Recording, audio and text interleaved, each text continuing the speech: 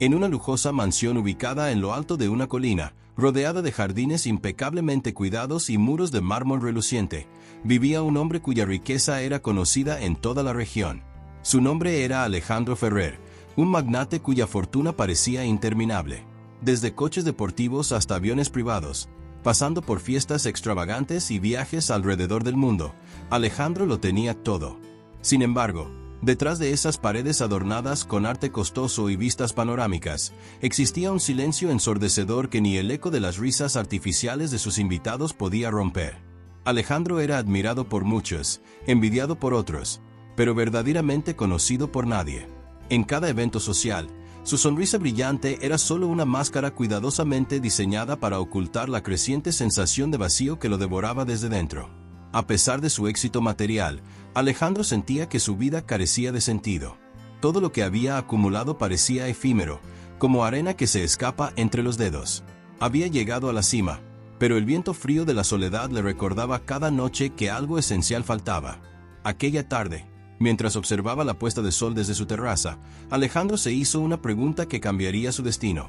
¿Cuántas personas en este mundo me ayudarían si yo no fuera el hombre rico al que todos respetan? ¿Cuántos extenderían su mano sin esperar nada a cambio? La inquietud lo persiguió durante días. Recordó que su infancia, antes de la fortuna, había estado marcada por la carencia, por la lucha diaria. Y fue en esos tiempos difíciles cuando vio los gestos más genuinos: vecinos compartiendo pan, extraños ofreciendo un abrigo, manos extendidas sin intereses ocultos. ¿Dónde había quedado esa humanidad? ¿Seguía existiendo o era un recuerdo romántico de tiempos perdidos? Con esa duda ardiente en su mente, Alejandro decidió embarcarse en un experimento radical. Quería descubrir si la bondad auténtica aún latía en los corazones de las personas o si el brillo de su fortuna era el único imán de las sonrisas que lo rodeaban. Planeó alejarse de su mundo de privilegios y sumergirse en una realidad completamente diferente. La idea era simple, pero arriesgada. Se transformaría en alguien irreconocible, un hombre común, sin fortuna, sin nombre poderoso, sin lujos. Saldría a las calles como un mendigo más, alguien invisible para la sociedad que tanto lo aclamaba. Solo así, creía Alejandro, podría descubrir quiénes son las almas verdaderamente nobles, aquellas que ayudan sin mirar a quién. Al amanecer del día siguiente, se miró al espejo. Por primera vez en años, no vio al Alejandro Ferrer que el mundo conocía. Vio a un hombre cansado, vulnerable, sediento de respuestas. Tomó unas ropas viejas, ensució sus manos con tierra, dejó crecer su barba y caminó descalzo hasta el centro de la ciudad. Nadie lo reconoció, nadie lo miró dos veces. Y así comenzó la prueba de su vida. Una prueba que lo enfrentaría cara a cara con la crudeza de la indiferencia, pero también con la pureza de corazones que aún brillaban en la oscuridad de la pobreza. Lo que Alejandro no sabía era que, en medio de esa experiencia, su camino se cruzaría con dos almas olvidadas, dos mujeres a quienes el mundo había dado la espalda. Mendigas, sí, invisibles para todos, pero poseedoras de un tesoro que ningún dinero podía comprar, un corazón noble, capaz de salvar no solo a un millonario disfrazado, sino a ellas mismas. Con el sol ardiendo sobre el pavimento y el ruido incesante de la ciudad alrededor, Alejandro se sentó en una esquina polvorienta, con una lata oxidada frente a él. Nadie sabía quién era. Nadie imaginaba lo que buscaba. Su fortuna no significaba nada allí. Solo contaba una cosa: ¿quién se detendría? ¿Quién vería al hombre antes que a la mugre? Lo que vino después fue una cadena de eventos que nadie, ni siquiera Alejandro, podría haber predicho. Un encuentro destinado a cambiar vidas para siempre y a revelar que, en ocasiones, los ángeles más puros visten harapos y caminan descalzos entre el olvido y la esperanza. Don Esteban Monteverde era un nombre que resonaba en las altas esferas de la ciudad. Empresario desde joven, dueño de cadenas hoteleras, constructor de edificios lujosos y poseedor de una fortuna que parecía no tener fin. Su apellido estaba grabado en mármol a la entrada de los hoteles más prestigiosos y en los titulares de las revistas de negocios. Sin embargo, detrás de ese nombre y de esa fachada impecable, existía un hombre que, con cada nuevo éxito, sentía un vacío más grande en el alma. En su mansión, un palacio moderno rodeado de jardines perfectamente podados y fuentes iluminadas, Esteban caminaba en silencio cada noche. Tenía empleados para todo: cocineros expertos, jardineros de precisión quirúrgica, conductores vestidos de gala, pero no tenía a nadie con quien compartir una cena sincera. Su vida estaba llena de ecos huecos, de aplausos que nunca eran dirigidos a su corazón, sino a su chequera. Su rutina era tan impecable como aburrida. Se despertaba en sábanas de algodón egipcio, revisaba informes financieros mientras bebía café importado, atendía reuniones donde todos asentían a cada palabra que decía y almorzaba platos exóticos que apenas saboreaba. Por las noches, observaba desde la terraza cómo las luces de la ciudad titilaban, preguntándose si alguna de esas luces escondía una historia real, una vida que no se medía en cifras. Esteban había sido pobre una vez. Muy joven, apenas un niño, vendía dulces en las esquinas y soñaba con días mejores. Su madre trabajaba limpiando casas y su padre desapareció antes de que él aprendiera a escribir su nombre. Esos recuerdos de carencias lo impulsaron a buscar el éxito con una obsesión casi enfermiza. Quería tener tanto que jamás volviera a sentir el miedo de no saber qué comer al día siguiente. Y lo logró, pero en el camino, perdió algo esencial, la capacidad de confiar en la gente. Con los años, aprendió que todos lo buscaban por interés. Socios que querían un pedazo de su imperio, empleados que sonreían esperando un ascenso, periodistas que elogiaban sus obras esperando publicidad pagada. Incluso las mujeres que compartieron su cama terminaban dejando pistas evidentes de que lo amaban menos de lo que amaban su cuenta bancaria. Así, Esteban se blindó. Creó un muro invisible entre él y el mundo. Un muro hecho de oro y desconfianza. Aquel día, mientras firmaba papeles en su despacho, recibió una carta. No era un correo electrónico impersonal ni un documento legal. Era una carta escrita a mano, con tinta azul y caligrafía temblorosa. Eso llamó su atención. Abrió el sobre con curiosidad infantil. Dentro, unas pocas líneas. Usted tiene todo lo que el dinero puede comprar. Yo solo tengo un corazón dispuesto a ayudar. ¿Cuál de los dos es más rico? Esteban leyó la frase 3 veces. No había remitente ni pistas sobre quién la había enviado. Pero esas palabras lo persiguieron durante horas. En medio de reuniones, al firmar contratos, al revisar balances, la frase volvía como un eco incómodo. Esa noche, sentado en su terraza, Esteban recordó su infancia. Recordó el frío de las calles, la solidaridad de otros niños pobres que compartían un pedazo de pan duro, y la mirada de su madre, que a pesar del cansancio, siempre encontraba fuerzas para abrazarlo. La carta misteriosa había abierto una puerta que él creía cerrada para siempre: la duda. ¿Qué significaba ser realmente rico? ¿El dinero acumulado o la capacidad de dar sin esperar nada a cambio? Por primera vez en mucho tiempo, Esteban no tenía una respuesta. Al día siguiente, canceló todas sus reuniones. Se vistió con ropa sencilla, dejó su reloj de marca y salió a caminar sin rumbo. Quería observar a la gente común, a los invisibles, a aquellos que su mundo brillante solía ignorar. En cada esquina vio rostros cansados, vendedores ambulantes, madres apuradas, ancianos solitarios. Pero lo que más le llamó la atención fue un pequeño parque donde 2 mujeres jóvenes, claramente mendigas, compartían un mendrugo de pan.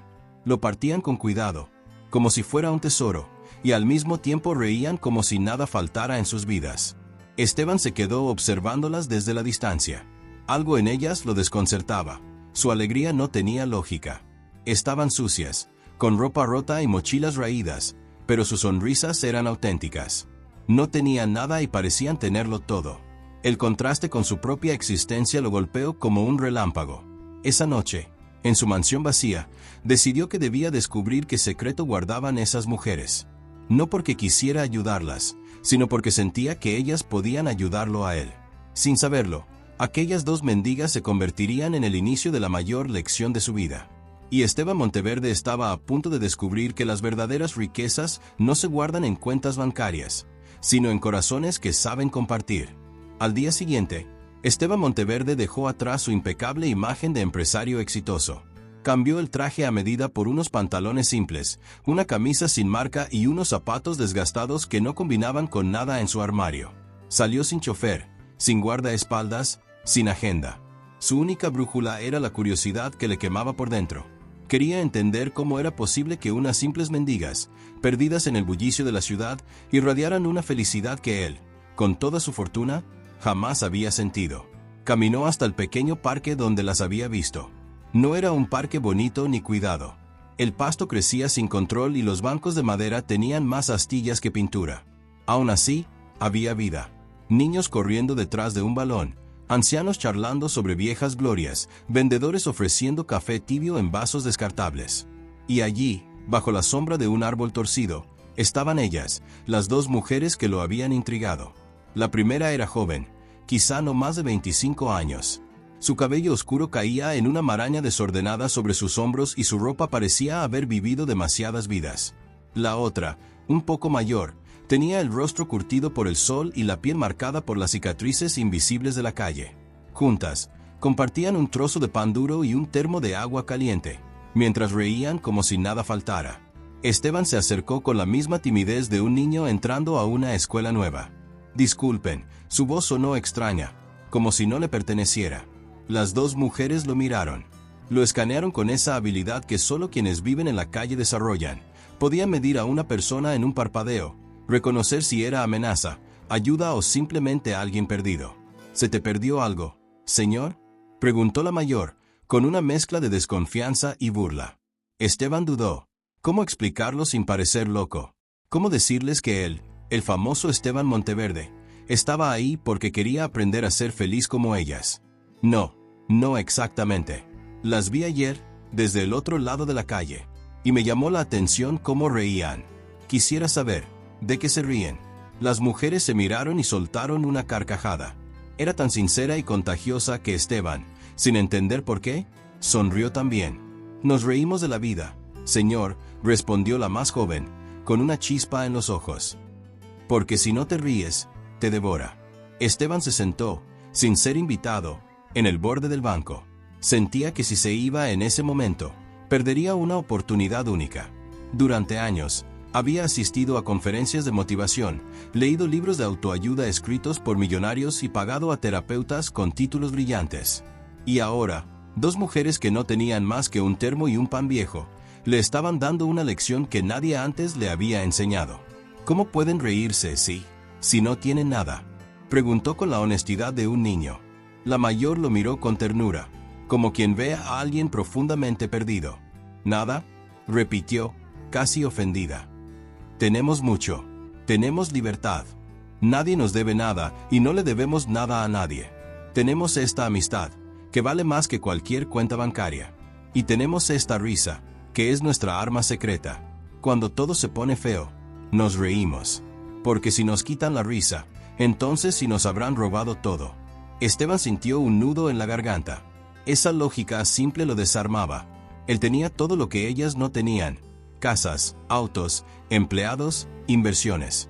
Pero no tenía libertad, ni amistad verdadera, ni una risa espontánea que lo salvara de sus propios fantasmas. «¿Y no tienen miedo?», insistió. La joven respondió esta vez. «Claro que sí. Pero miedo se tiene hasta en una mansión, ¿o no?». Esteban tragó saliva.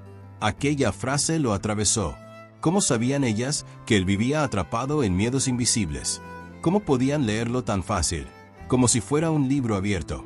«¿Cómo se llaman?», preguntó, intentando cambiar de tema. «Yo soy Marta», dijo la mayor. «Y esta es Lucía». «Esteban», se presentó él, aunque su nombre resonaba extraño en sus propios labios. Por primera vez en años, no era don Esteban Monteverde, magnate hotelero. Solo era Esteban. Pasaron horas conversando. Esteban les preguntó cómo terminaron en la calle, si alguna vez soñaron con otra vida. Marta había escapado de una pareja violenta, dejando atrás todo.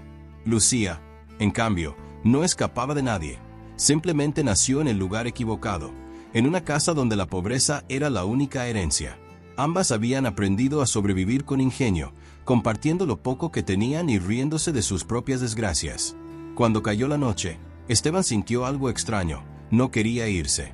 Por primera vez, en ese parque roto, entre risas y palabras simples, se sentía más rico que en su mansión. Pero no podía quedarse. Su mundo aún lo reclamaba. «¿Volverás mañana?», preguntó Lucía, con una sonrisa tímida. Esteban dudó un segundo y luego asintió. Sin saberlo, aquel encuentro casual se había convertido en el inicio de algo mucho más profundo. Esteban Monteverde, el hombre que lo tenía todo, había encontrado en dos mendigas lo único que le faltaba: un motivo para regresar. Al caminar de vuelta a su casa, la ciudad ya no le parecía tan brillante. Los edificios que llevaba su apellido ahora le parecían torres frías. Y la carta misteriosa que había recibido días atrás cobró sentido. Tal vez quien la escribió sabía exactamente lo que le faltaba.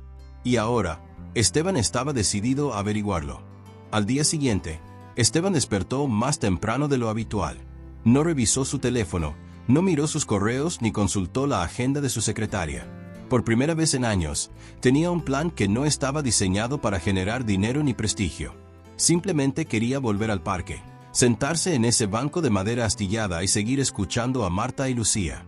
Se vistió otra vez con ropa sencilla, aunque esta vez se dio cuenta de que incluso sus prendas más modestas eran demasiado finas para mezclarse con el mundo de ellas. Caminó sin prisa, observando la ciudad desde una perspectiva nueva. Notó cosas que siempre habían estado allí, pero que jamás había visto.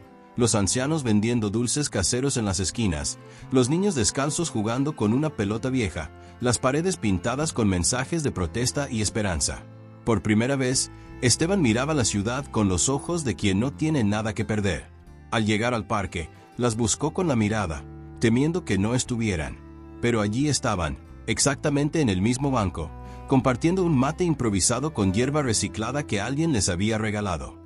Marta lo vio primero y le hizo una seña con la mano, como si saludara a un viejo amigo. Esteban sintió una calidez extraña en el pecho. Esa pequeña bienvenida significaba más que cualquier aplauso en una junta directiva. «Volviste», dijo Lucía, con una sonrisa genuina.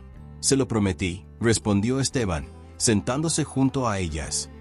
«Y cuando hago una promesa, la cumplo». Marta soltó una carcajada rasposa. «Eso lo dice la gente rica, ¿no? Pero aquí, las promesas son como el viento, vuelan y nadie las atrapa». Esteban sonrió, pero no respondió. No podía explicarles aún que, por primera vez, sentía que esta promesa era más importante que cualquier contrato firmado en su oficina de mármol. «Hoy te toca traer algo para compartir», dijo Lucía, con tono de broma. «Aquí, cuando alguien se sienta, tiene que aportar algo». Esteban miró sus manos vacías.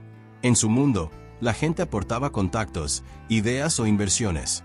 Pero en ese banco, se trataba de cosas más simples. Sin pensarlo mucho, se quitó el reloj. Era un reloj de oro discreto, pero aún así valía más que todo lo que ellas habían tenido en años.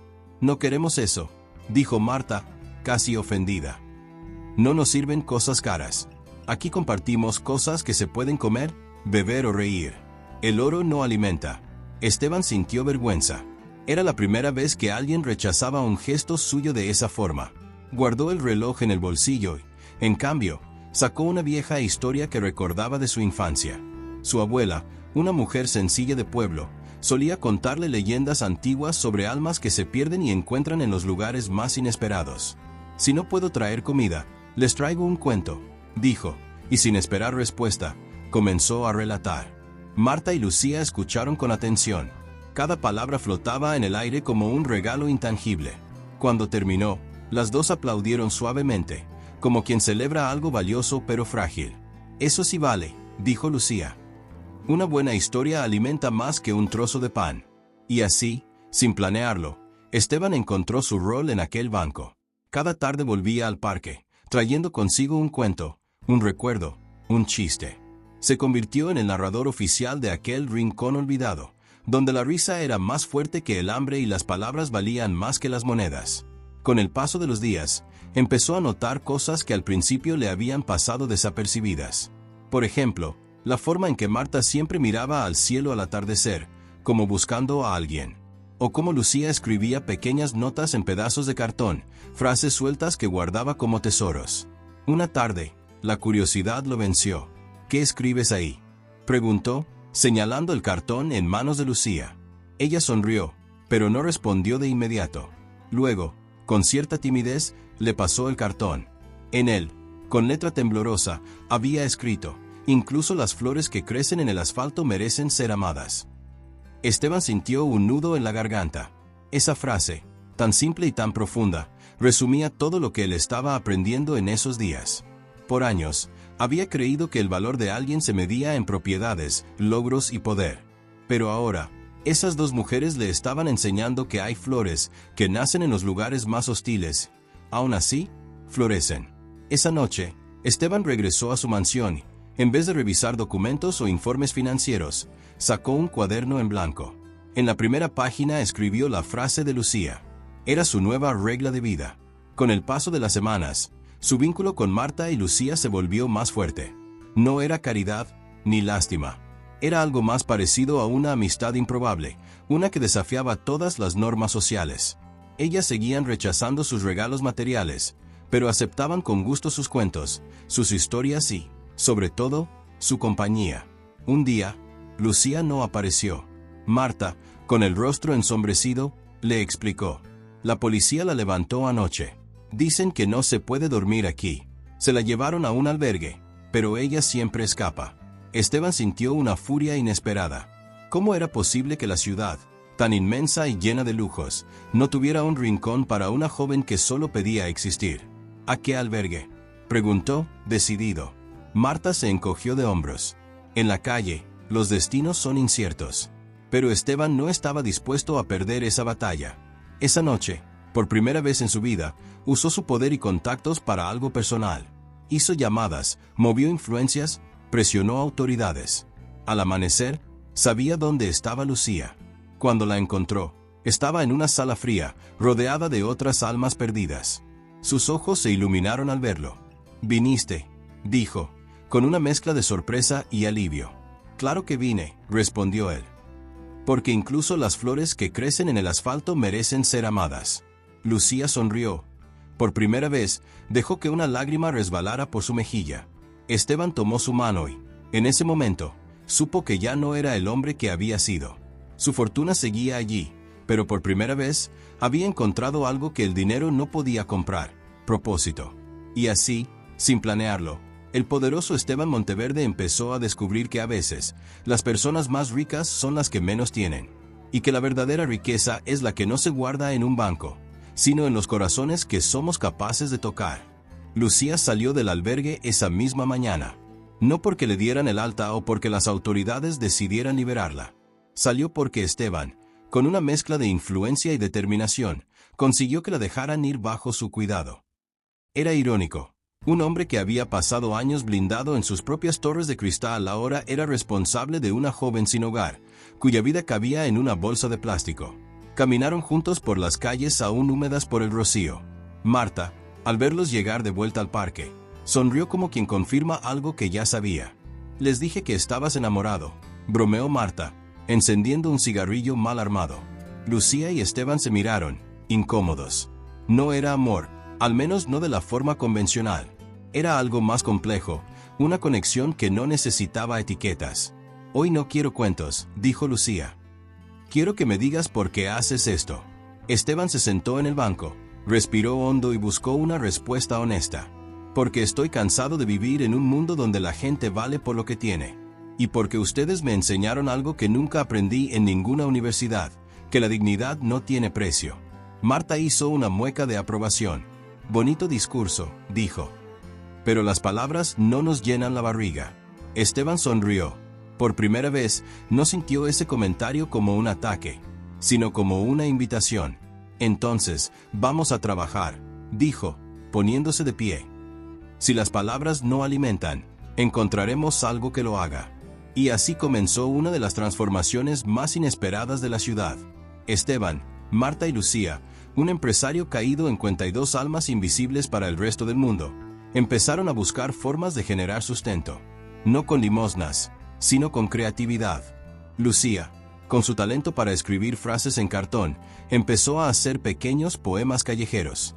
Marta, con su lengua afilada, se convirtió en una especie de vendedora ambulante de historias improvisadas.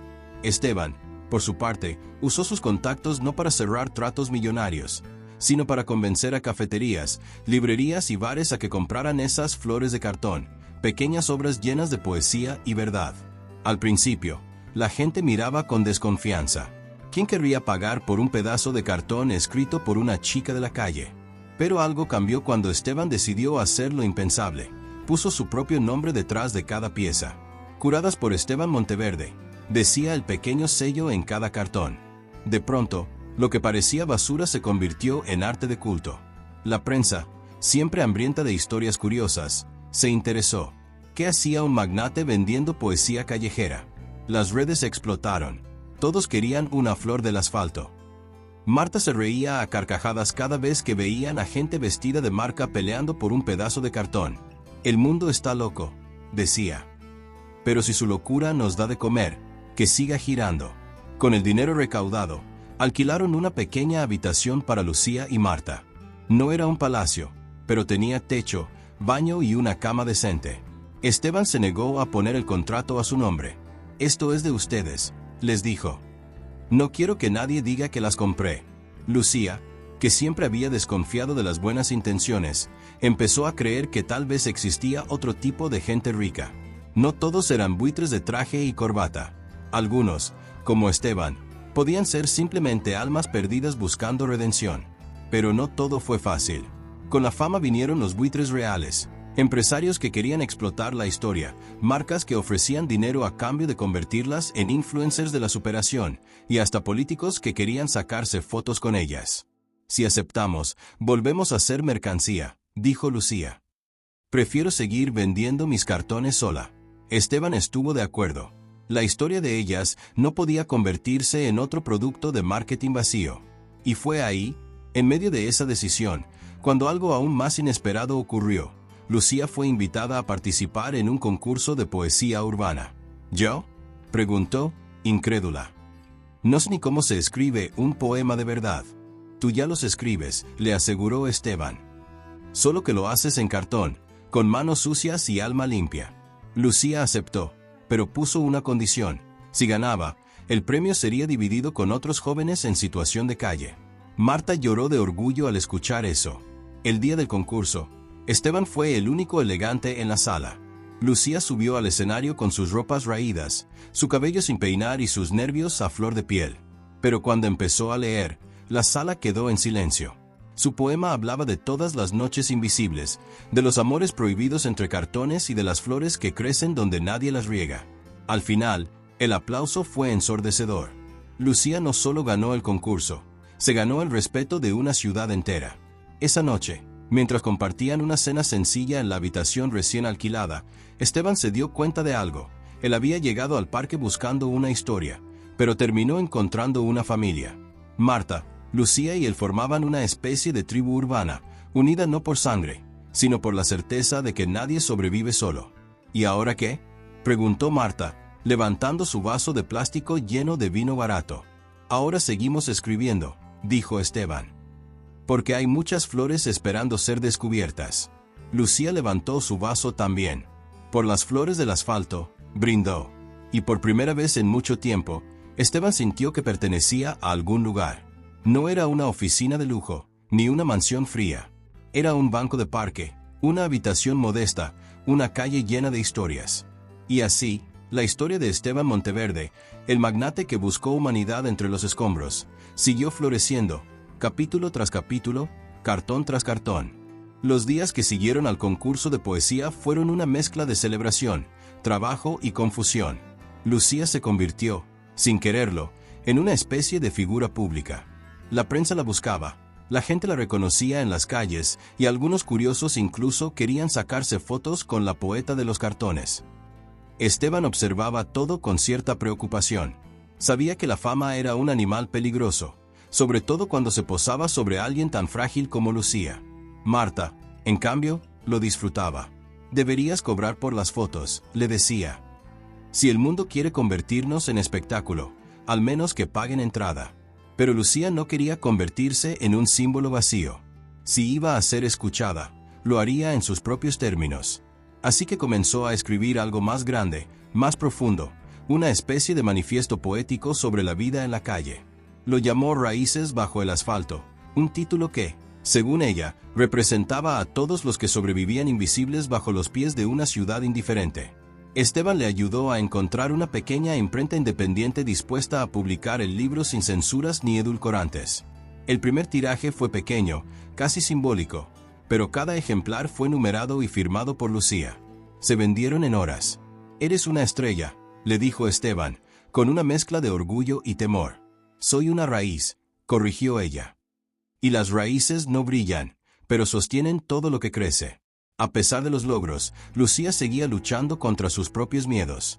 Por las noches, cuando el ruido del mundo se apagaba, los recuerdos volvían como fantasmas. El abandono, el frío, los abusos vividos en la calle.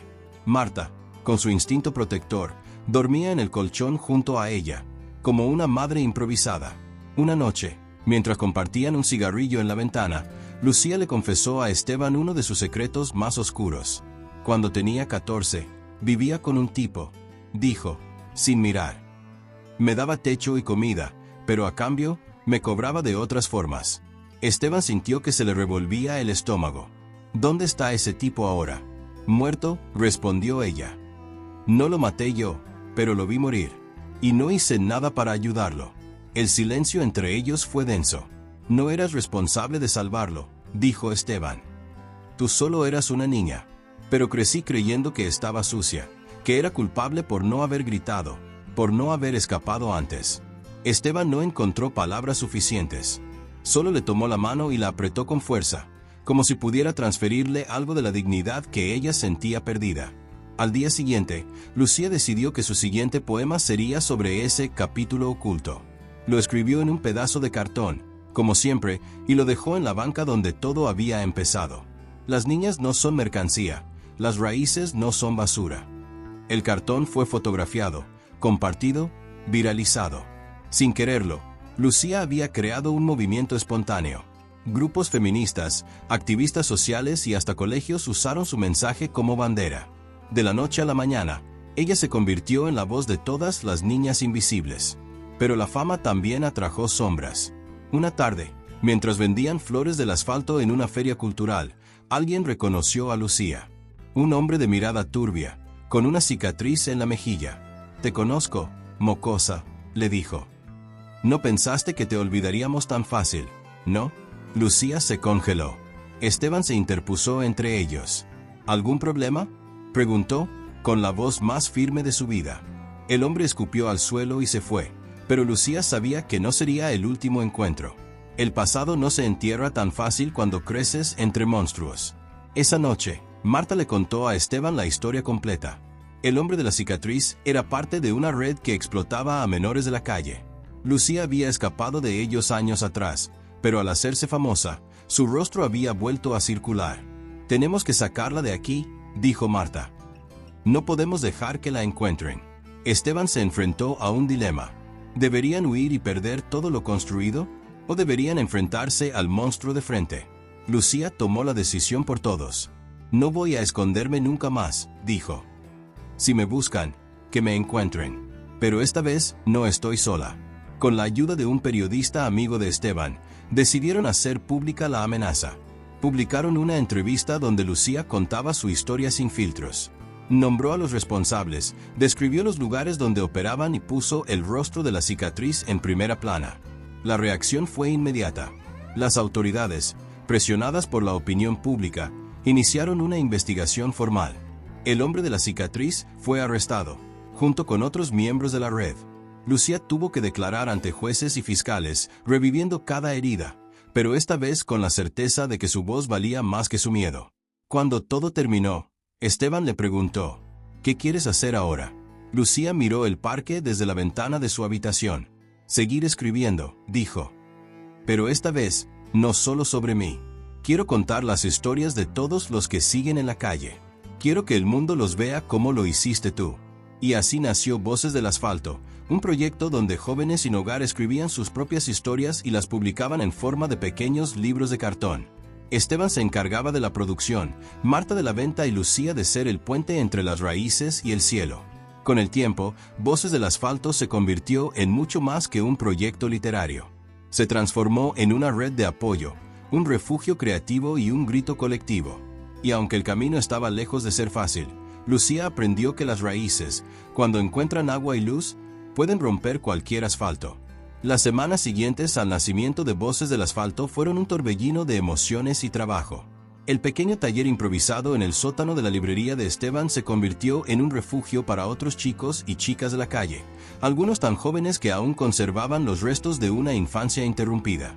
Cada tarde, llegaban con sus mochilas rotas, sus ropas raídas y sus corazones llenos de historias que jamás habían sido escuchadas.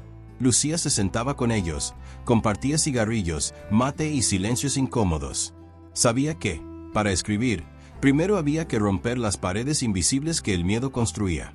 Nadie tiene que escribir si no quiere, les decía.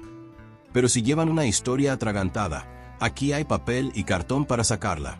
Y poco a poco, las palabras fueron fluyendo. Primero tímidas, como susurros, después rabiosas, como gritos que llevaban años encerrados en el pecho.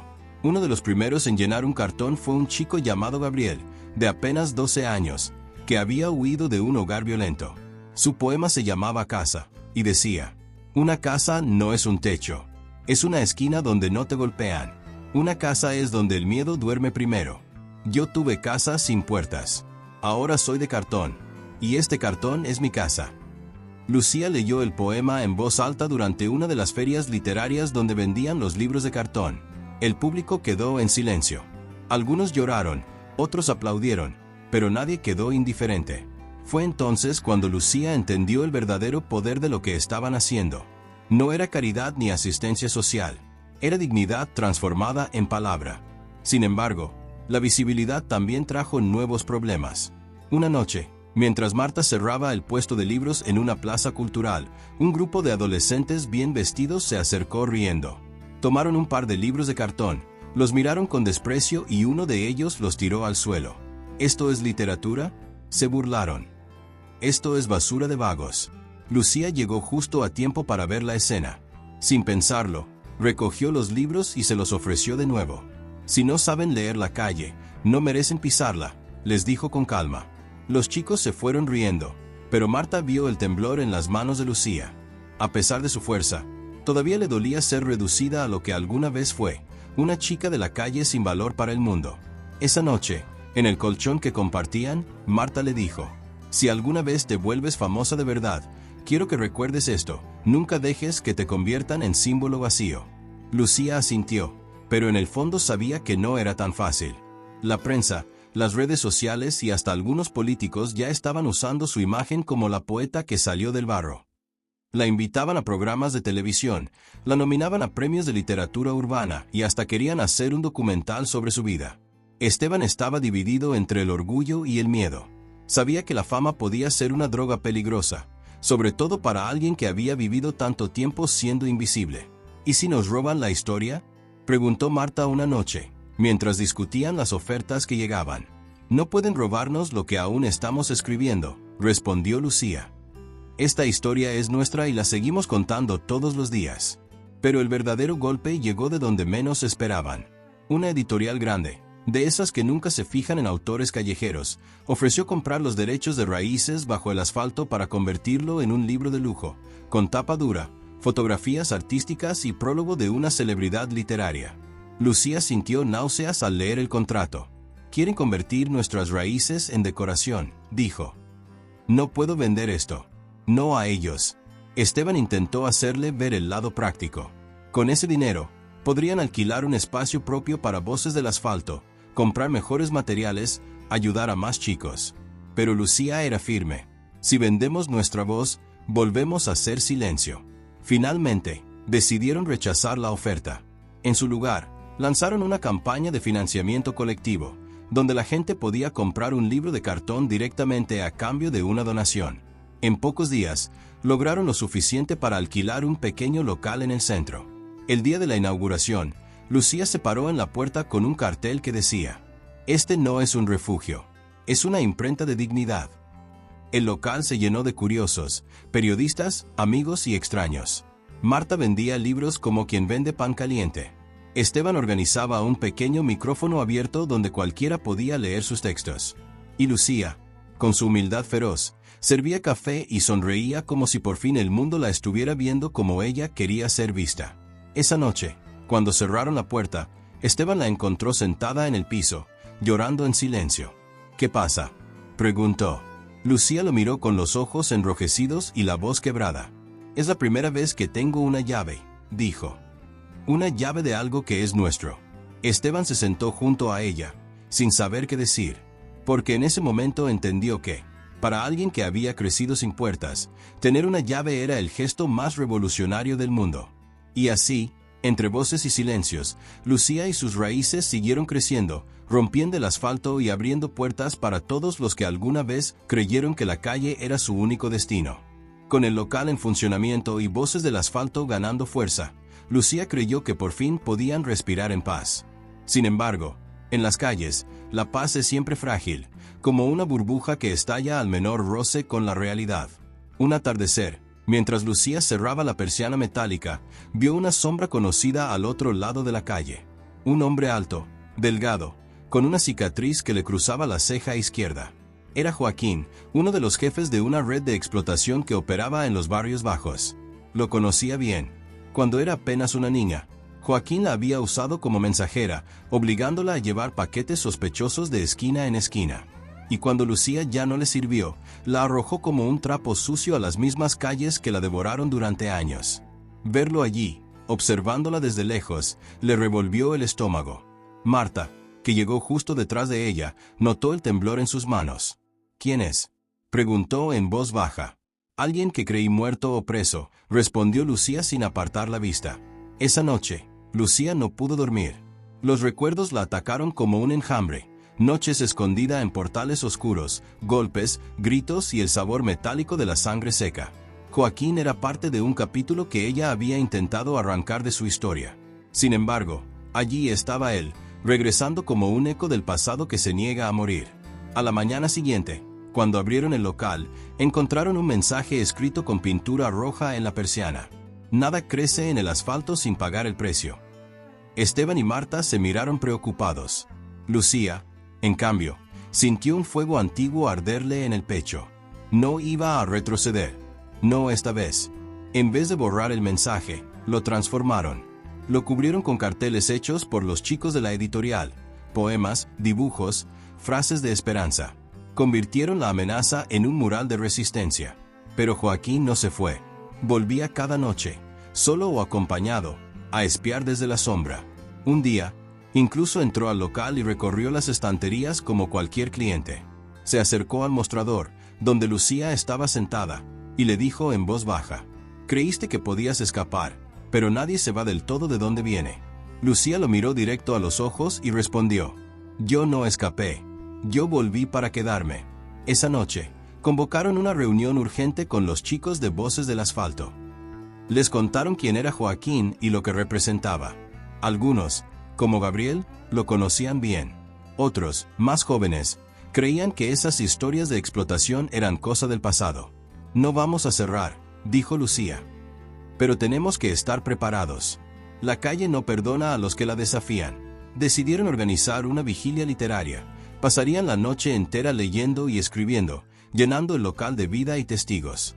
Invitaron a vecinos, artistas, periodistas y cualquier persona dispuesta a ocupar el espacio. Si Joaquín quería intimidarlos, tendría que hacerlo delante de todos. La vigilia fue un éxito.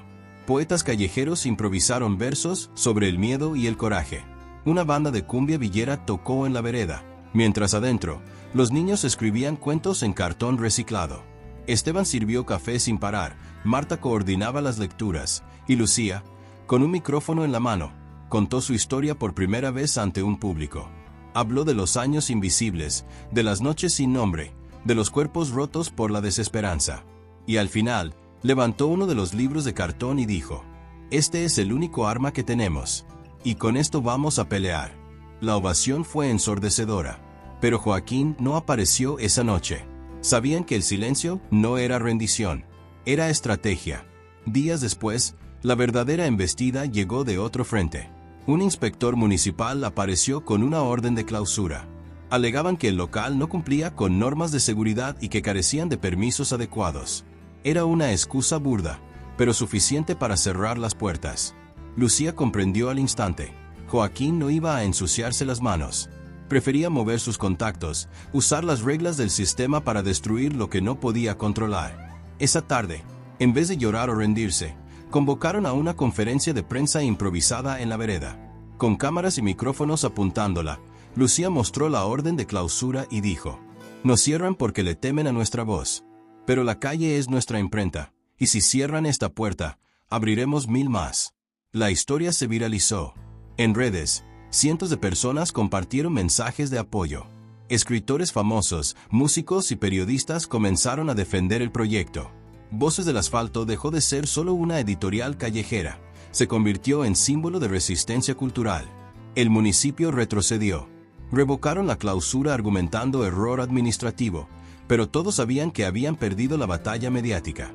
Lucía volvió a abrir la persiana, pero esta vez lo hizo con una frase pintada sobre el metal. La calle habla y nadie la calla. Esa noche, Esteban le llevó una carta sin remitente. Lucía la abrió con manos temblorosas. Era de Joaquín. Solo decía, todavía no terminó. Lucía sonrió con amargura.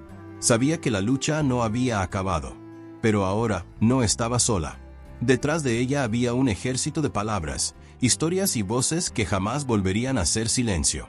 Después de la carta anónima, Lucía no volvió a ver a Joaquín en persona, pero su presencia se sentía en cada rincón del barrio. Un rumor por aquí, una mirada sospechosa por allá. No necesitaba mostrarse para recordarles que el miedo nunca desaparece por completo. Sin embargo, Voces del Asfalto seguía creciendo. La editorial había dejado de ser solo un local. Ahora era una red, una especie de refugio cultural que se extendía por otras barriadas. Jóvenes de distintos puntos de la ciudad comenzaron a enviar sus textos, sus relatos de vida, sus poesías furiosas, y cada una encontraba un lugar en las páginas de cartón reciclado. Marta propuso algo audaz: organizar una feria de la palabra en plena calle. Nada de salones elegantes ni auditorios. Querían una feria abierta, popular, donde cada esquina fuera un escenario y cada voz pudiera escucharse sin filtro. Si nos quieren callar, vamos a gritar más fuerte, dijo Marta mientras pegaba los primeros carteles. El día de la feria, el barrio entero se volcó a las calles. Improvisaron tarimas con pallets y mesas con tablones viejos. Niños pintaban murales, abuelos leían cuentos de memoria, y bandas emergentes musicalizaban cada rincón. Fue una celebración de la palabra libre, esa que nace en la calle y pertenece a todos. Lucía observaba desde un costado, emocionada y alerta, porque sabía que Joaquín no se quedaría quieto. Y no se equivocó. Casi al final de la jornada, un grupo de hombres llegó en 2 motos. No hicieron escándalo. Simplemente caminaron entre la gente, dejando caer sobres de papel madera en las mesas. En cada sobre, una advertencia. La próxima vez no serán palabras. El mensaje era claro. Joaquín ya no estaba jugando. Esa noche, reunidos en el local, debatieron qué hacer. Algunos, como Esteban, creían que era hora de denunciarlo formalmente. Otros, como Gabriel, sabían que en el barrio la ley escrita sirve de poco contra el poder de las sombras. Si lo denunciamos, se esconde un tiempo y vuelve cuando nadie mire. Si lo enfrentamos, corremos el riesgo de perderlo todo, dijo Lucía, sintiendo el peso de cada palabra. Fue entonces cuando una idea insólita surgió: exponer a Joaquín no solo ante la ley, sino ante el barrio entero. Crear un dossier con testimonios, relatos y pruebas de sus crímenes. No solo las amenazas recientes, sino toda su historia de explotación y violencia. Un libro que contara, sin censura, quién era realmente Joaquín y cómo su sombra se había extendido por generaciones. Si la calle es nuestra imprenta, que la calle misma lo juzgue, dijo Marta. Durante semanas, recopilaron testimonios. Antiguas víctimas, madres que habían perdido hijos por las redes de Joaquín, jóvenes que lograron escapar. Cada historia era una pieza del rompecabezas de terror que él había construido. El libro fue titulado La sombra del asfalto y fue distribuido gratis en cada esquina, en cada puesto, en cada mesa de la feria permanente que Voces del Asfalto instaló como resistencia cultural. Lo imprimieron en hojas gruesas, lo cosieron a mano y lo entregaron como si fuera un arma cargada. Esto no es literatura. Es evidencia, dijo Lucía el día de la presentación. El impacto fue inmediato. El barrio entero supo lo que muchos sospechaban pero temían decir en voz alta. Joaquín pasó de ser un nombre susurrado a convertirse en un monstruo de papel, imposible de esconder. Sin embargo, sabían que toda acción tiene consecuencias. Una noche, después de cerrar el local, Lucía y Esteban caminaban juntos hacia casa. Al doblar una esquina, una camioneta sin luces los interceptó. 2 hombres bajaron y los rodearon. Uno de ellos llevaba un bate, el otro un cuchillo corto. El libro fue un error, dijo uno de ellos. cubierto con una bufanda hasta la nariz. Esteban se interpuso entre ellos y Lucía, pero recibió el primer golpe en el estómago. Cayó al suelo, ahogado por el dolor. Lucía intentó correr, pero el segundo hombre la sujetó por el brazo. «Dile a tus poetas que la calle tiene dueño», le susurró al oído antes de soltarla de golpe. No robaron nada. No querían dinero. Querían miedo. Lucía ayudó a Esteban a levantarse, y juntos regresaron al local. Marta y Gabriel llegaron enseguida al enterarse. Nadie habló mucho esa noche. Solo limpiaron la sangre y se sentaron, hombro con hombro, en silencio. A la mañana siguiente, una nueva frase apareció pintada en la persiana. La palabra es de todos. El miedo es solo de ellos. Y ese mismo día, el libro fue reimpreso, con un nuevo prólogo que contaba lo ocurrido. Porque si Joaquín y sus hombres querían jugar al terror, Voces del Asfalto respondería con lo único que sabían hacer: contar la verdad. Lo que sucedió después fue inesperado. Grupos de otros barrios, de otras ciudades, empezaron a contactar a Lucía. Querían copiar la idea, hacer sus propios libros de denuncia, sus propias ferias populares. La historia de Voces del Asfalto se convirtió en un movimiento. Joaquín desapareció. Algunos decían que se fue al norte, otros que compró una identidad nueva y cruzó la frontera. Lo cierto es que su nombre quedó marcado para siempre en las páginas de un libro que, como el asfalto, resistiría el paso de las lluvias y el tiempo. Esa noche, sentados en el techo del local, Lucía, Marta y Esteban miraron el cielo sucio de la ciudad y brindaron con un vino barato. «No sé si ganamos», dijo Lucía, «pero al menos ya nadie escribe nuestra historia por nosotros». Marta sonrió y levantó su vaso. «Por la palabra, por la calle, y por nosotros». El eco de sus voces se perdió en la noche, mientras las luces de la ciudad dibujaban sobre el asfalto las sombras de quienes nunca dejarían de contar su historia. El barrio despertó al día siguiente con un murmullo diferente. En las esquinas, en las tiendas, en las plazas improvisadas entre bloques de concreto, la gente hablaba de Voces del Asfalto. Ya no era solo una editorial artesanal. Ahora era símbolo de resistencia, un espejo donde cada vecino podía verse reflejado. Lucía caminaba por esas calles sintiendo un peso nuevo sobre sus hombros. El miedo seguía ahí, claro, pero por primera vez se había convertido en combustible.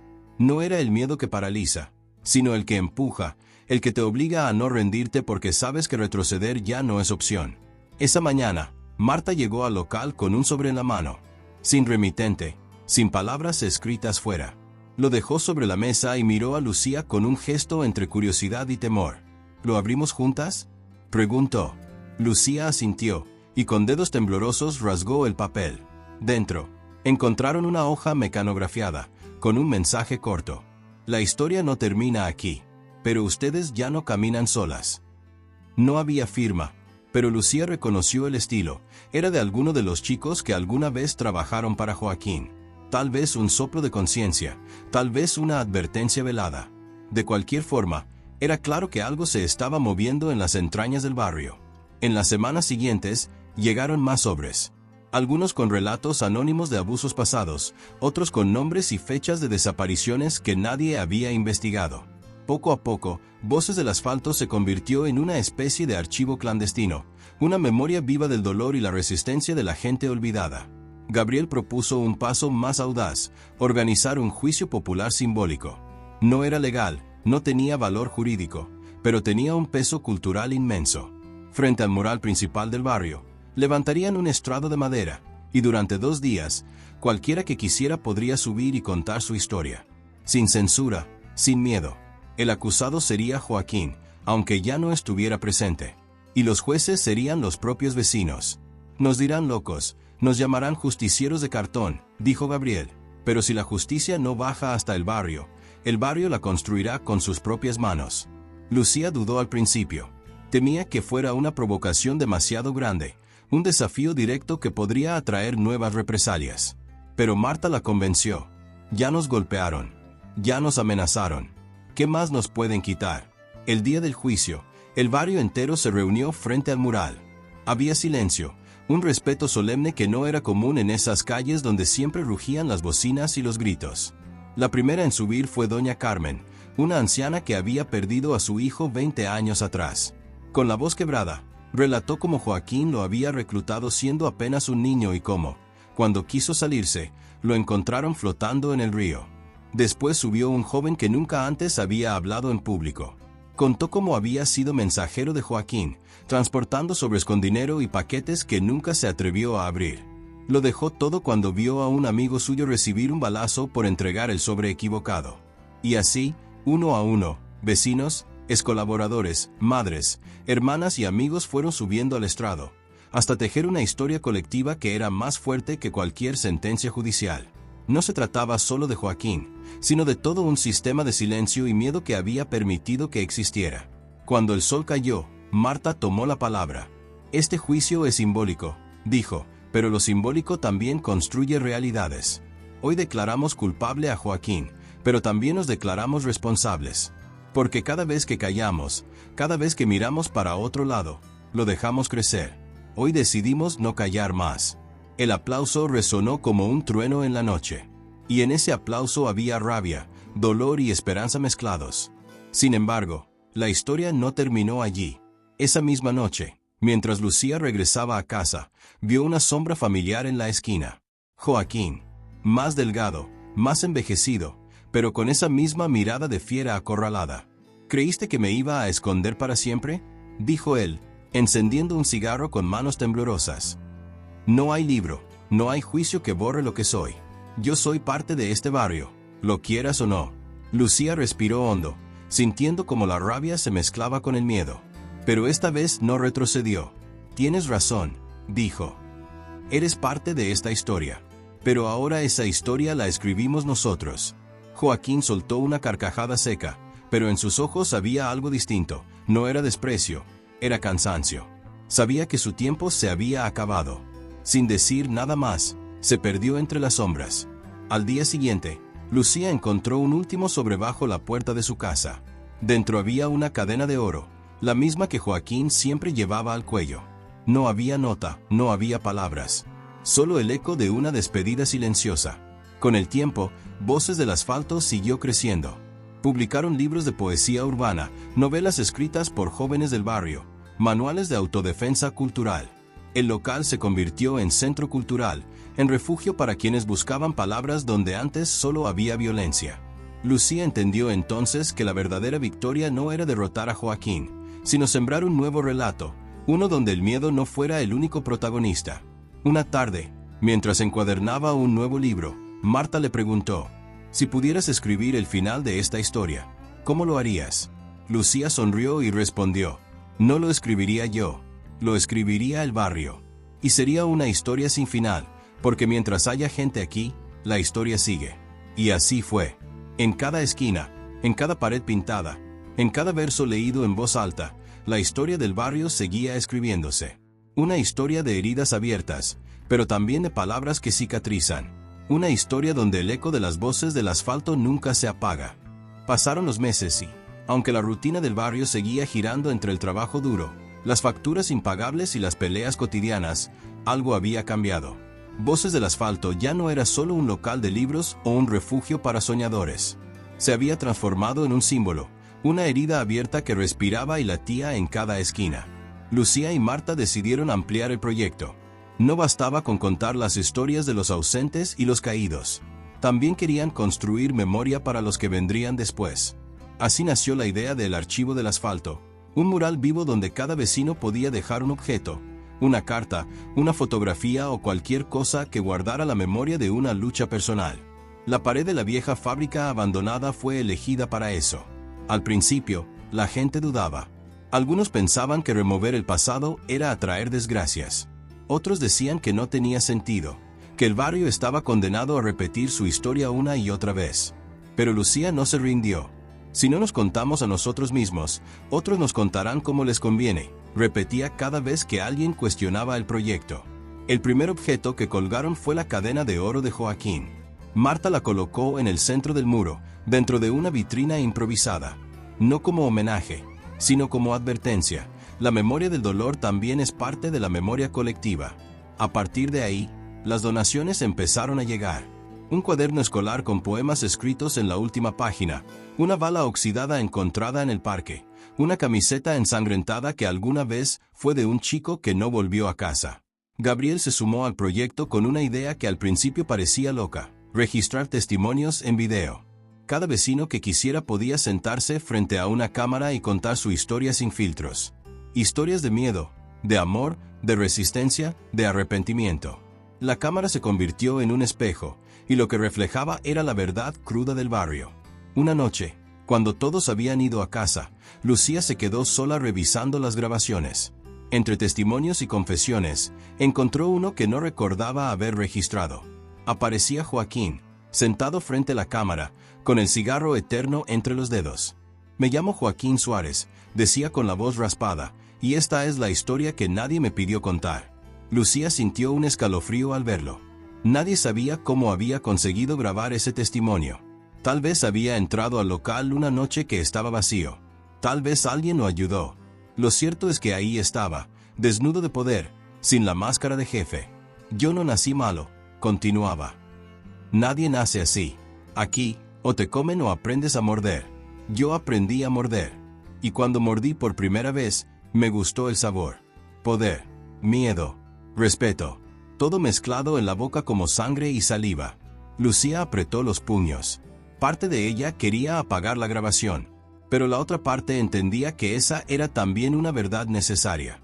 «Dicen que soy un monstruo. Tal vez lo soy. Pero no me hice solo.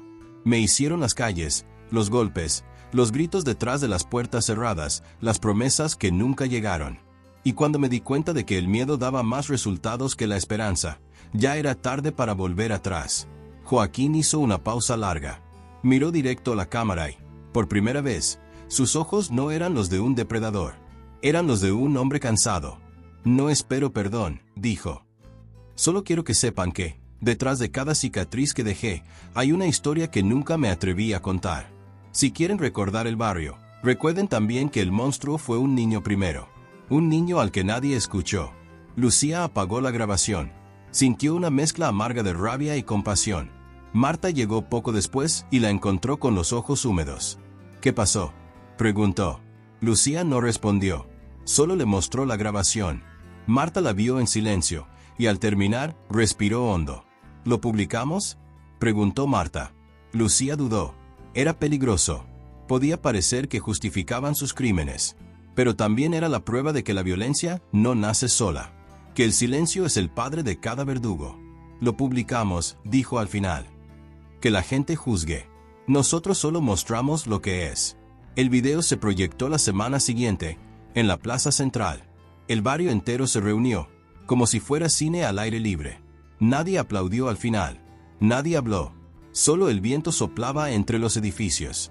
Pero a partir de ese día, algo cambió. El miedo a nombrar el pasado empezó a ceder. Los jóvenes, que antes veían a Joaquín como una leyenda oscura, ahora entendían que su historia era un espejo sucio donde podían reflejarse. Algunos decidieron sumarse a Voces del Asfalto, escribiendo sus propias historias. Otros pintaron murales con frases del video. «El monstruo fue niño primero». Con el tiempo, Voces del Asfalto dejó de ser un proyecto de Lucía y Marta. Se convirtió en un movimiento cultural, un grito colectivo que viajaba más allá del barrio. Otros barrios comenzaron a crear sus propios archivos, sus propios murales de memoria. Lo que empezó como un libro artesanal se transformó en una red de resistencia cultural que cruzaba fronteras invisibles. Una tarde, un periodista llegó al local. Quería hacer un documental sobre el archivo. Lucía lo recibió, pero puso una condición. «Esta historia no es mía. Si quieres contarla, primero escucha al barrio.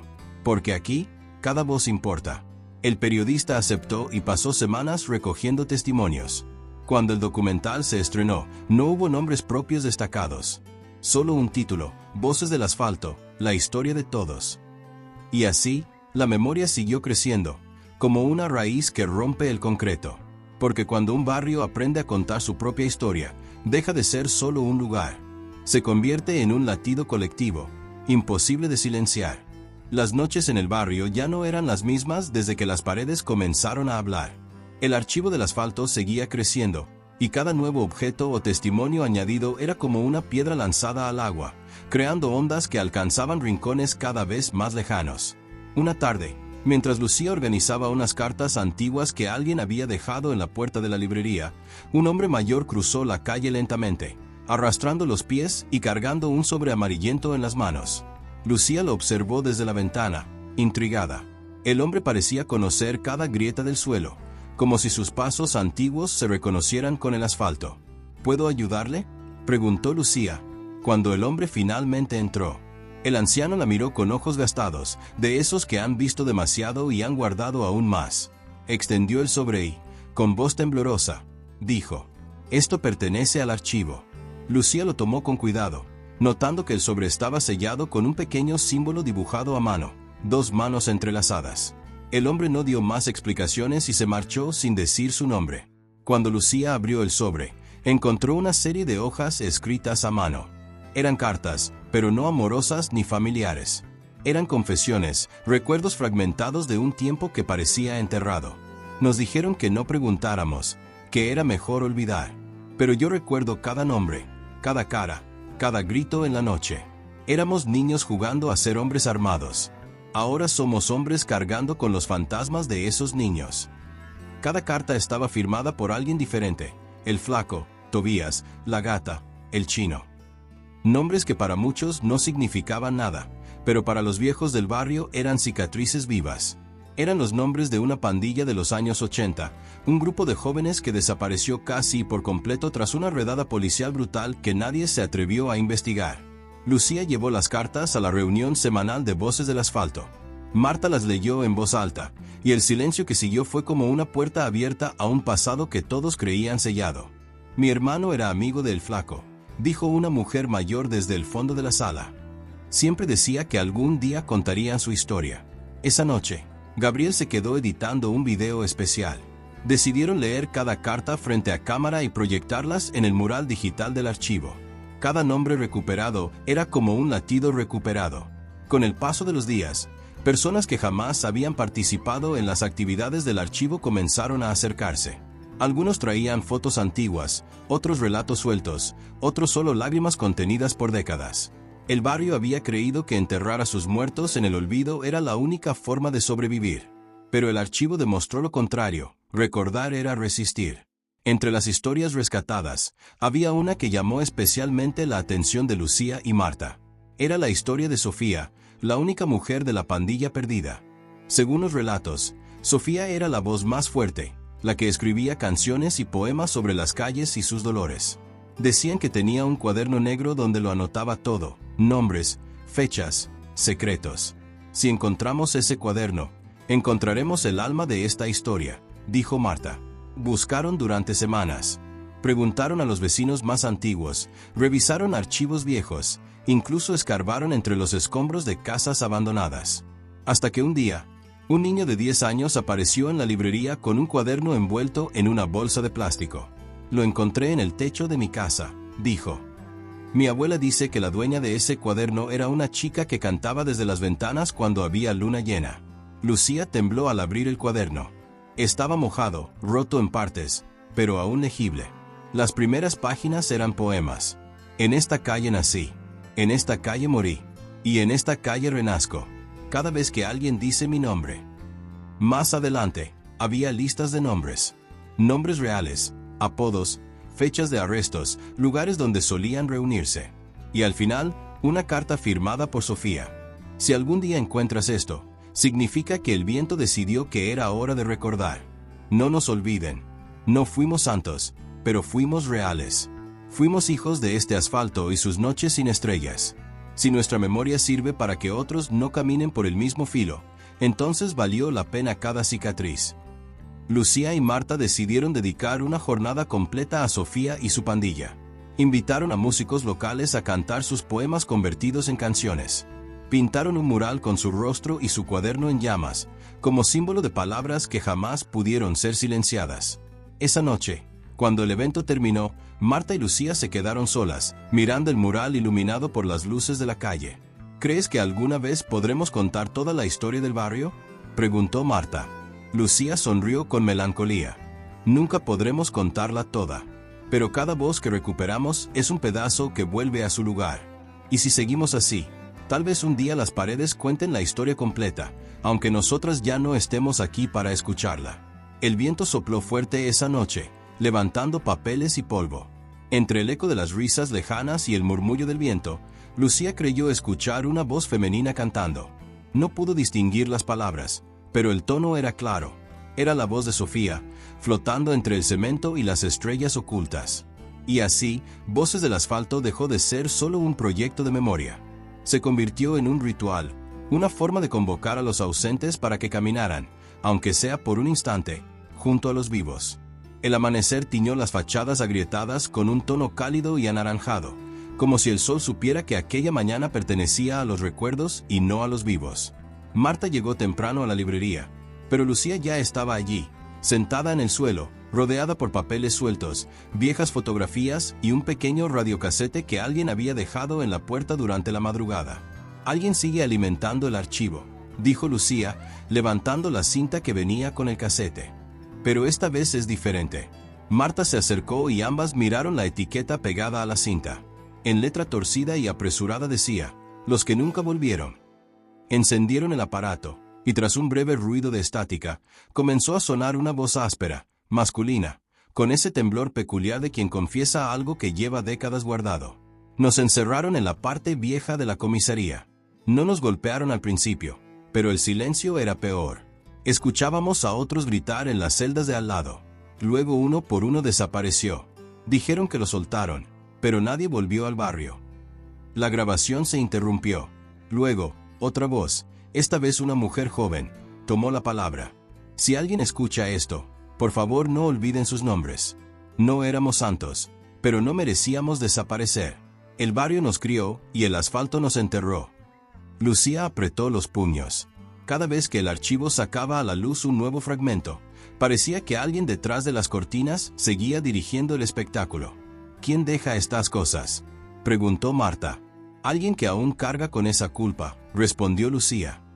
«O alguien que sabe que el olvido es el peor castigo». Decidieron compartir la grabación con Gabriel y el resto del colectivo.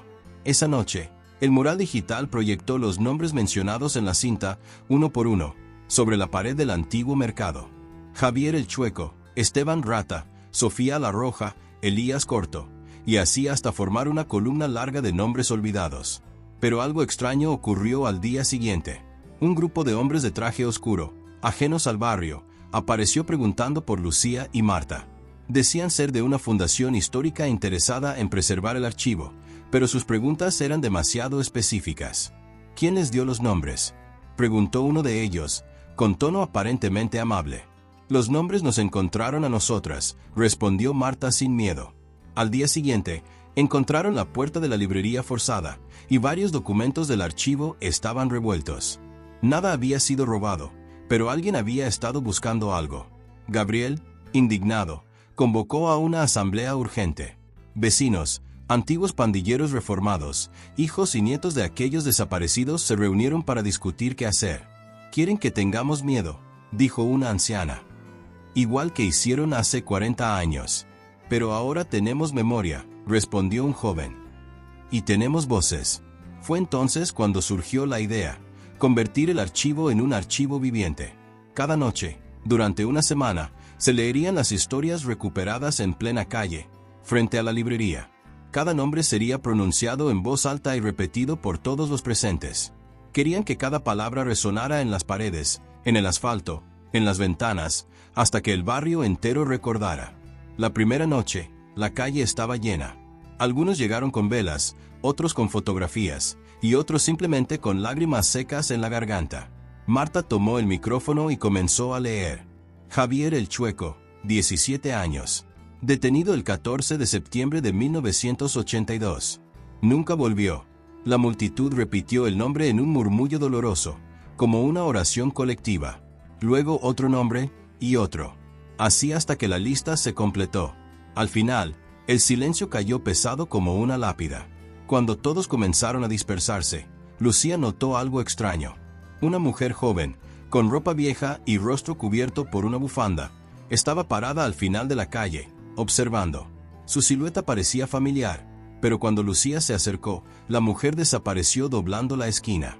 Esa misma noche, Encontraron un sobre nuevo bajo la puerta de la librería. Adentro había una foto borrosa, amarillenta por el tiempo. Mostraba a la misma pandilla mencionada en las cartas y grabaciones, pero había algo inquietante. Al fondo de la foto, detrás de los jóvenes, había una silueta borrosa, una figura que parecía pertenecer al presente, no al pasado. Lucía y Marta comenzaron a revisar los registros digitales, buscando alguna pista.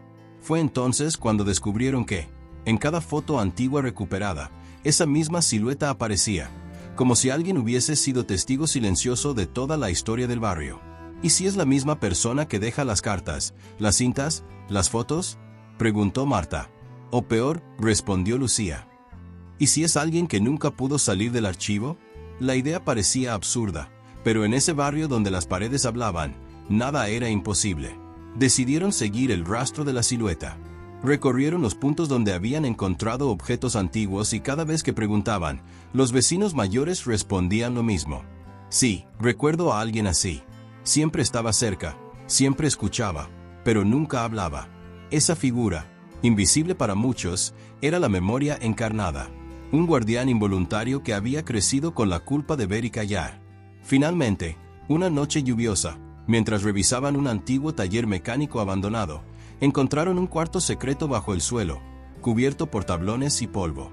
Adentro, había más fotos, más grabaciones, y una pared completa cubierta de nombres, escritos y reescritos como si alguien temiera que el olvido los tragara. Y en el centro de esa pared, una frase subrayada 1000 veces. Si ellos no vuelven, sus nombres sí. Esa frase se convirtió en el lema del archivo viviente. Cada nuevo objeto, cada testimonio, cada nombre recuperado era una victoria contra el olvido. Y aunque el miedo volvió a recorrer el barrio con hombres de traje oscuro rondando las esquinas, el archivo ya era imparable. Las voces del asfalto habían encontrado su eco, y esta vez no volverían a callar. La lluvia golpeaba los techos de chapa con una furia irregular, como si el cielo intentara limpiar las culpas acumuladas en el barrio. Lucía y Marta, aún temblando tras el hallazgo de la habitación oculta, apenas pegaron los ojos esa noche. El cuarto secreto parecía más un santuario que un archivo.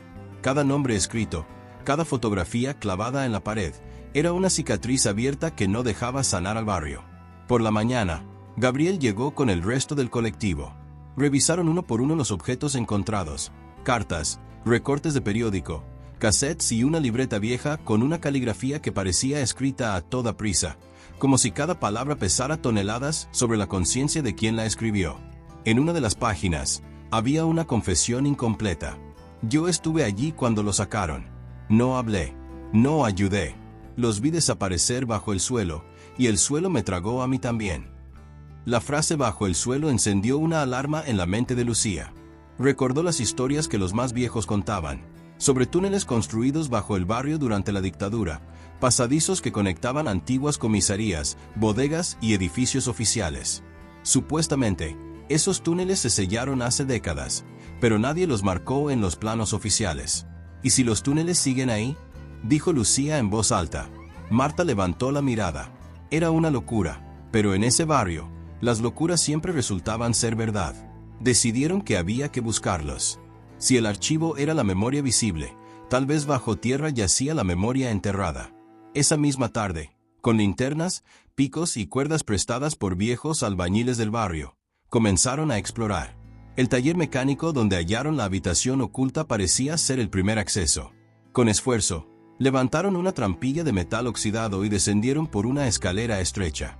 El aire olía a humedad y óxido, y cada paso resonaba como un eco en un pulmón enfermo. El túnel era angosto, construido de ladrillos viejos y cubierto de grafitis antiguos. Lo que encontraron al avanzar les heló la sangre. En las paredes, nombres escritos con pintura blanca, idénticos a los del archivo. Alguien había bajado allí hace décadas y dejó su propio memorial clandestino, donde nadie pudiera borrarlo. Es como si este fuera el esqueleto del barrio, susurró Marta. Todo lo que quisieron esconder está aquí abajo. Caminaron durante una hora, guiadas por los nombres pintados, hasta que el túnel desembocó en una cámara más amplia. Allí encontraron una mesa vieja, un teléfono de disco cubierto de polvo y un tablero donde colgaban documentos amarillentos. Era una especie de centro de operaciones olvidado, donde probablemente se decidía quién vivía y quién desaparecía. Lucía encendió su linterna sobre uno de los papeles. Era una lista con fechas y apodos, muchos conocidos: El Chueco, La Roja, Corto. Y al final de la lista, un apodo que nadie había visto antes en el archivo: El Testigo. ¿Quién es ese?, preguntó Marta. Debe ser quien dejó todo esto, respondió Lucía. O alguien que vio demasiado y vivió para contarlo. Volvieron al archivo con la lista en la mano, decididas a buscar entre los documentos cualquier pista sobre el testigo. Revisaron cada carta, cada foto, cada grabación. Y entonces, en el reverso de una foto en blanco y negro, encontraron un mensaje escrito a mano. El silencio fue mi castigo. Hablar será mi redención. Si encuentran esta foto, busquen bajo el antiguo cine. El cine, clausurado desde hacía años, estaba al final de la avenida principal, justo donde comenzaba la parte más vieja del barrio. Esa misma noche, junto con Gabriel y otros miembros del colectivo, forzaron la entrada. El lugar era un esqueleto vacío, con butacas rotas y el aroma a polvo impregnado en el aire. En el centro de la sala, la madera del piso estaba más nueva que el resto. Al removerla, encontraron otra trampilla, esta vez reforzada con un candado oxidado. Romperlo fue fácil. Lo difícil fue bajar al vacío, donde el eco de sus pasos parecía despertarse tras décadas de sueño. Bajo el cine hallaron otra cámara secreta, pero esta vez no estaba vacía. Sentado en una silla metálica, como una estatua de carne y hueso, había un hombre mayor, encorvado, con una mirada que parecía estar atrapada entre el presente y el pasado. ¿El testigo?, preguntó Marta. El hombre levantó la vista. Su voz era débil, pero sus palabras claras. Yo fui los ojos que vieron, los labios que callaron y las manos que escribieron. Guardé sus nombres cuando nadie más quiso hacerlo. Me encerré aquí para que no me obligaran a olvidarlos.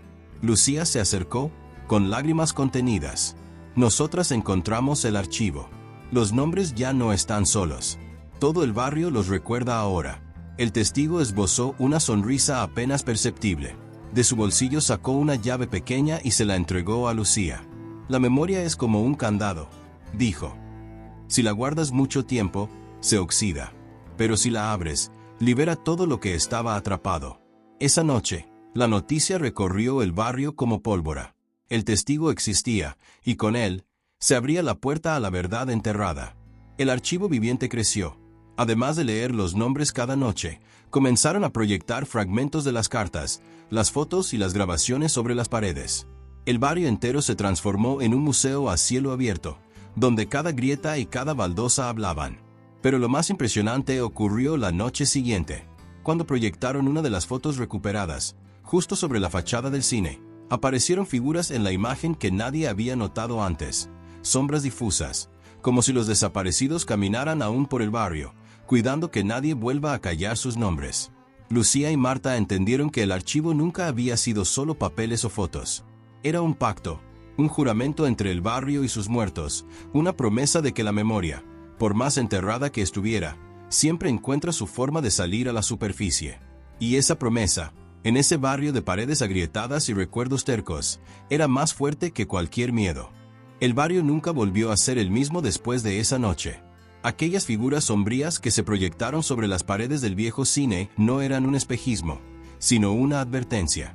El aire estaba cargado de presencias invisibles, de susurros que emergían entre las grietas de las calles y se colaban en cada rincón oscuro. La memoria de los desaparecidos ya no podía ser ignorada. Lucía y Marta pasaron días investigando cada pedazo de información que encontraron en el archivo y cada palabra dicha por el testigo. Descubrieron que los túneles no solo eran un medio de escape para los perseguidos, sino también una red de conexiones entre diversas personas que fueron clave en la resistencia durante aquellos años oscuros. Aunque muchos de los nombres en los papeles estaban tachados o eran ilegibles, había algo en la historia que no cuadraba. Había más secretos de los que ellos imaginaban. Una tarde, mientras revisaban más fotos y recortes en la vieja librería donde Marta pasaba horas investigando, Lucía tropezó con algo que llamó su atención. Era una fotografía de una casa que parecía estar muy cerca del centro del barrio, una casa que parecía haber sido olvidada por todos. La imagen estaba fechada en 1984, un año en que muchos recordaban haber visto patrullas merodeando esa zona, pero nunca hubo rumores de que alguien hubiese vivido allí. «Mira esto», dijo Lucía, mostrándole a Marta la foto. Marta la observó con atención y luego frunció el ceño. No la reconoció, pero algo en el rostro de las personas en la fotografía le parecía familiar. Eran 3 hombres y una mujer, de pie frente a la puerta de la casa, como si estuvieran esperando algo o alguien. La mujer, con el cabello largo y oscuro, era imposible de identificar, pero los hombres, uno de ellos tenía una cicatriz en la cara que le resultaba aterradoramente conocida. Es el hombre de la foto del túnel, dijo Marta, con voz temblorosa. Era él, el hombre que había sido llamado el Chueco. En ese instante, todo lo que sabían sobre los secretos del barrio comenzó a tomar otra forma. El testigo no solo había sido un observador, sino también alguien involucrado en todo lo que había ocurrido, tal vez más de lo que habían imaginado. Decidieron ir a esa casa, aunque el lugar estaba marcado como abandonado. Un par de vecinos les dijeron que desde hacía meses nadie se había atrevido a acercarse. Eso solo alimentaba más su curiosidad. Cuando llegaron, la casa parecía una reliquia olvidada. Las ventanas rotas, las paredes cubiertas de hiedra, y el jardín, que alguna vez debió haber sido cuidado, ahora estaba desordenado y desmoronado. La puerta principal, a pesar de su aspecto deteriorado, estaba entreabierta. Sin pensarlo 2 veces, Lucía empujó la puerta y entró, seguida de Marta. El aire estaba viciado, y el olor a madera podrida invadió sus sentidos. Dentro, la casa estaba en completo caos.